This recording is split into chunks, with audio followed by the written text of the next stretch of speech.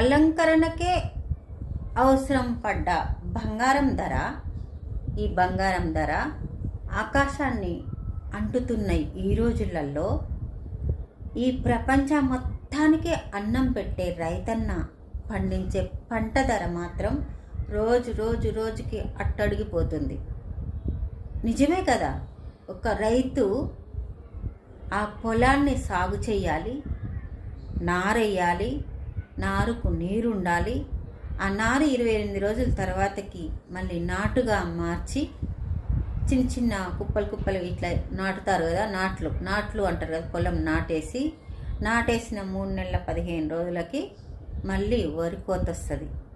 ఆ వరి కోత కోయటానికి మిషన్లు, మనుషులు దొరకక, వర్షాలు వచ్చి రాక, ఒడ్లు తడిచి నానా బాధలు అనుభవిస్తున్న మన రైతన్నకి ఒక్క 100 రూపాయలు పెంచడానికి ప్రభుత్వము విలువిల ఆడిపోతుంది.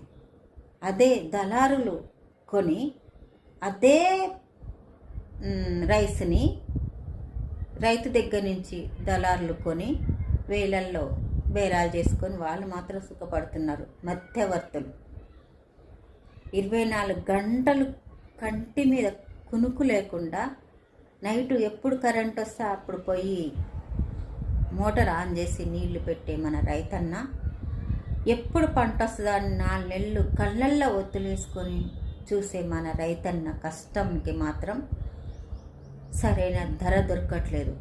దగదగ మెరిసే బంగారానికి మాత్రం లక్షలలో వెళ్ళిపోతుంది ధర.